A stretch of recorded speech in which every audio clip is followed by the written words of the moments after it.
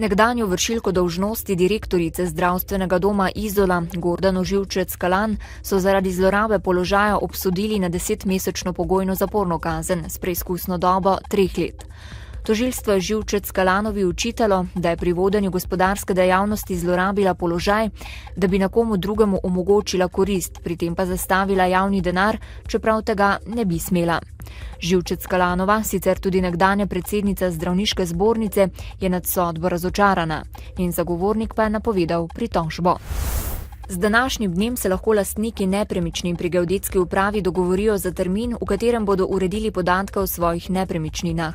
Za termin se je mogoče prijaviti prek spletne aplikacije, sicer namenjene spreminjanju podatkov registra nepremičnin, ki pa naj bi začela delovati s torkom ali po telefonu.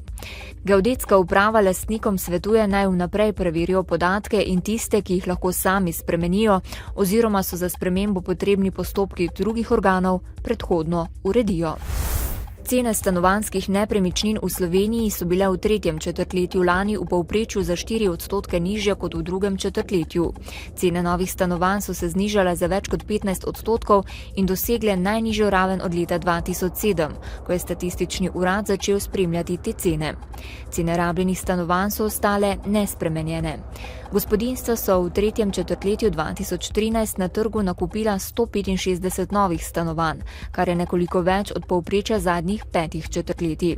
Nove hiše so se v 3. četrtletju glede na drugo četrtletje pocenile za 2,7%, sicer pa so od leta 2008 cenejše za skoraj 28%. V Revozu so po kolektivnem prazničnem dopustu, ki so ga delavci nastopili 18. decembra, v četrtek in petek pognali del proizvodnje, davi pa so zagnali celotno serijsko proizvodnjo. V času prazničnega dopusta so to novomeško tovarno pripravljali za proizvodnjo novih avtomobilskih modelov znamke Renault in Smart, ki bo serijsko stekla v drugi polovici leta. Pravoslavni verniki, ki se ravnajo po julijanskem koledarju, bodo nocoj pričakali novo leto. Med njimi so verniki Srbske pravoslavne cerkve in Makedonske pravoslavne skupnosti, ki sta registrirani tudi v Sloveniji. Prihod novega leta bodo po vsem svetu pospremili tako verski obredi kot številne zabave. Jutri bo oblačno, občasne padavine na zahodu se bodo čez dan nekoliko okrepile in postopno razširile nad večji del Slovenije. Meja sneženja bo večinoma nad 1000 metri nadmorske višine. V sredo čez dan bodo padavine oslabele in postopno ponehale. V četrtek bo oblačno in suho. Danes v dnevniku televizije Maribor. Na mariborski tržnici so odstranili dežnike, danes delavci že postavljajo začasno streho.